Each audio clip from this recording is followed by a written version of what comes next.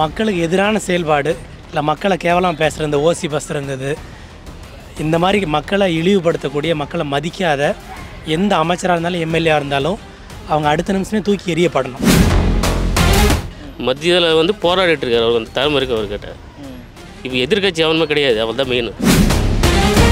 இப்போ விஜய்க்கு என்ன தெரியும்னு நினைக்கிறீங்க நீங்கள் சொல்லுங்கள்? விஜய் ஏதாவது கஷ்டப்பட்டுருப்பாரா? சாப்பாடு கஷ்டப்பட்டுருப்பாரா? ஸ்கூல் போகிறது கஷ்டப்பட்டுருப்பாரா? துணிமணி கஷ்டப்பட்டுருப்பாரா? அவருக்கு எப்படிங்க மக்கள் கஷ்டம் தெரியும்? கண்டிப்பாக அவர் நல்லது செஞ்சிட்ருக்காரு.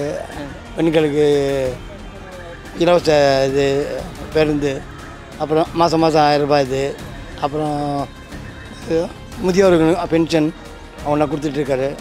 இருந்தால் மீண்டும் அவர் தான் வருவார்.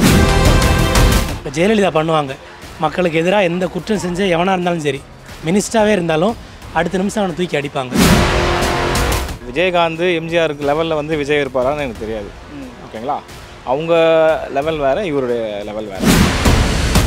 தமிழகத்தில் அடுத்த ஆண்டு 2026இல் நடைபெறவுள்ள சட்டமன்ற தேர்தலில் மீண்டும் திமுகவே ஆட்சியை கைப்பற்றும் என்று அதன் தலைவரும் தமிழகத்தின் முதலமைச்சருமான மு.க. ஸ்டாலின் தெரிவித்துள்ளார். குறிப்பாக 234 தொகுதிகளிலும் திமுக வெற்றி பெற்று 7வது முறையாக ஆட்சியை கைப்பற்றும், ஆட்சி தொடர்ந்து தக்க வைத்துக் கொள்ளும் என்று முதலமைச்சர் மு.க. ஸ்டாலின் தெரிவித்துள்ள கருத்து குறித்து வாக்களிக்கக்கூடிய வாக்காளர்கள் நம்மோடு இணைந்துள்ளார்கள். அவரிடம் இது குறித்து விரிவாக கேட்டு தெரிந்து கொள்ளலாம்.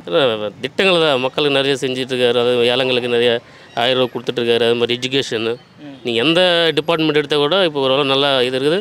மத்தியில் வந்து போராடிட்டு இருக்கார், அவர் வந்து திறமை இருக்குது அவர்கிட்ட. இப்போ எதிர்கட்சி அவனுமே கிடையாது, அவர் தான் மெயின். தமிழ்நாடு முழுக்காவே சட்ட ஒழுங்கு ரொம்ப சீர்குலைஞ்சிருக்கிறதுனால கண்டிப்பாக அவங்க சொல்லக்கூடிய அந்த மெஜாரிட்டி மீண்டும் நிச்சயமாக கிடைக்காது. அதுதான் பொதுவான ஒரு மக்களோட கருத்தாக இருக்குது. அது இல்லாமல் இப்போ ஏடிஎம்கே பிஜேபி ஒரு அலையன்ஸ் வச்சுருக்காங்க. இப்போ அது இல்லாமல் விஜய் வந்திருக்காரு. அப்போ வந்து டிஎம்கே சொல்கிற மாதிரி ஈஸியாக அந்த வெற்றி இருக்காது அவங்களுக்கு கண்டிப்பாக. இப்போ டிஎம்கே ஏடிஎம்கே இவங்க 2 பேரும் தான் மாறி மாறி ஆட்சிக்கு வந்துட்டுருக்காங்க. புதுசாக ஒரு மாற்றம் ஒன்று தேவைப்படுது தமிழ்நாட்டில். அது எல்லா மக்களுமே விரும்புகிறாங்க. அதை யாருமே வந்து டிஎம்கே ஏடிஎம்கே வேணும்னு சொல்லிட்டு யாருமே இப்போ இல்லை. எல்லாமே வந்து ஒரு மாற்றத்துக்காக தான் இது பண்ணிட்டுருக்காங்க. அந்த மாற்றத்துக்கு டிவிகே வந்தால் ஓகே தான் எனக்கு. கண்டிப்பாக அவர் நல்லது செஞ்சிட்ருக்காரு. பெண்களுக்கு இலவச இது பேருந்து, அப்புறம் மாதம் மாதம் 1000 ரூபாய் இது, அப்புறம் முதியோர்களுக்கு பென்ஷன் அவனை கொடுத்துட்ருக்காரு. இருந்தால் மீண்டும் அவர் தான் வருவார். பிஜேபி இவங்க இல்லாமல் மற்ற புது கட்சி இந்த மாதிரி ஏதாவது இருந்தால், இப்போது விஜயகாந்த் இருந்தார், அவரோட கட்சி இருந்து இப்போ கரண்ட்டில் இருந்திருந்தால் அவர் கூட இருந்தால் ஓகே.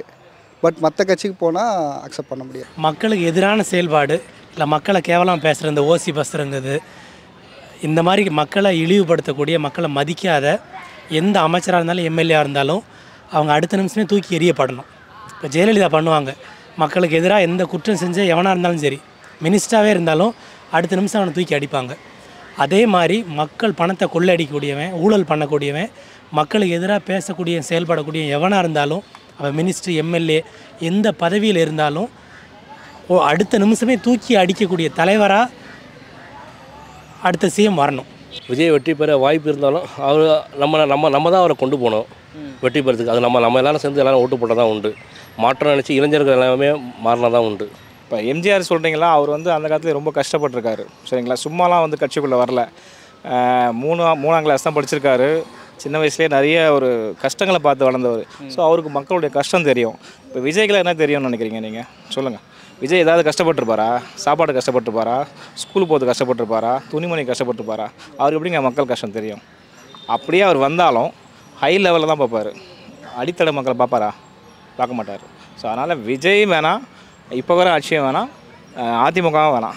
இது இல்லாமல் ஒரு நல்ல கட்சி வந்தால் சந்தோஷம். கூட்டணி ஆட்சி தான். இன்னும் வந்து காங்கிரஸ் 2-3 கட்சிகள் இருக்காங்களே, இவங்களை வச்சு ஓட்டு பர்சன்ட் இவங்களுக்கு இருக்குது. ஏன்னா இப்போ நிறைய வந்து இந்த வாக்கு சட்டம் நிறைய இங்கே கொண்டு வந்தாங்க சென்ட்ரல். இங்கே வந்து எதிர்ப்பு நிறைய இருக்குது, புரியுதுங்களா? அதனால் வந்து ஓட்டு வந்து நிறைய வரும், தவிர குறையதுக்கு வாய்ப்பு இல்லை. அவர் இப்போ ஆப்போசிட் பார்த்தீங்கன்னா ஏடிஎம்கே தான். ஏன்னா இப்போ டிஎம்கே இருக்குது. அவர் டிஎம்கே அகேன்ஸ்டாக தான் அவர் பாலிடிக்ஸ் பண்ணிட்டுருக்காரு.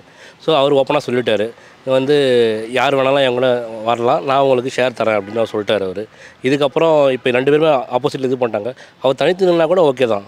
இப்போ ரீசெண்டாக 2 அமைச்சரை தூக்கியிருக்காங்க. அதுவும் கோர்ட்டு உத்தரவுப்படி தான். பொன்முடியை மட்டும்தான் வந்து மக்களுக்கு எதிராக பேசியிருக்காருன்னு கட்சி சார்பாக கொடுத்த அழுத்தத்தினால தூக்கியிருக்காங்க. செந்தில் பாலாஜியை கோர்ட் தீர்ப்பின் மூலமாக தான் தூக்கியிருக்காங்க. விஜயகாந்த் எம்ஜிஆருக்கு லெவலில் வந்து விஜய் இருப்பாரான்னு எனக்கு தெரியாது. ஓகேங்களா, அவங்க லெவல் வேறு, இவருடைய லெவல் வேறு. முன்னாடி வந்து நம்ம தேமுதிக விஜயகாந்த் சார் இருந்தார். அவர் இருக்கும்போது வந்து தனித்தனியாக இன்னும் போட்டி எடுத்தார். அப்போ அந்த நேரத்தில் ஒரு மாற்றம் தேவைப்பட்டுச்சு. அந்த மாற்றம் தேவைப்படும் போது மக்களும் அதை விரும்பினாங்க. அவர் இன்கேஸ் வந்து இப்போ இருந்திருந்தாருன்னா இன்றைக்கி அவர் சிஎம்மாக இருந்திருப்பார். அந்த தலைவரே, அதாவது ஸ்டாலினே சொல்லியிருக்காரு, நான் சர்வாதிகாரியாக மாறுவோம்னு இருக்காரு. இப்போ வந்து ஆளுங்கட்சி பேரை பயன்படுத்திக்கிட்டு உண்மையான உழைக்கக்கூடிய தொண்டர்கள் இருக்காங்க, டிஎம்கே ஏடிஎம்கே ரெண்டுலேயுமே இருக்காங்க. ஆனால் அவங்க இன்னுமே வந்து குடிசை வீட்டில் தான் இருக்காங்க. இந்த மக்களுக்கு எதிராக அட்டூழியங்கள் பண்ணக்கூடிய சில நிர்வாகிகளால் ஒட்டுமொத்த அந்த ஆட்சிக்கும் கெட்ட பேர், கட்சியும் கெட்ட பேர். அவங்கள களை எடுக்க தயங்கக்கூடாது. டிஎம்கேயும் கிடையாது, ஏடிஎம் கிடையாது, விஜய் கட்சியும் கிடையாது. விஜய் எனக்கு நல்ல ஒரு ஆக்டராக பிடிக்கும், நடிகராக பிடிக்கும். ஆனால் அவர்லாம் வருவாரான்றது எனக்கு தெரில. மேபி வந்தால் நீங்கள் சொல்கிற மாதிரி நல்லா செஞ்சால் நல்லா இருக்கு. ஆனால் அவர்லாம் செய்வாரான்னு நம்பிக்கை இல்லை. நன்றி.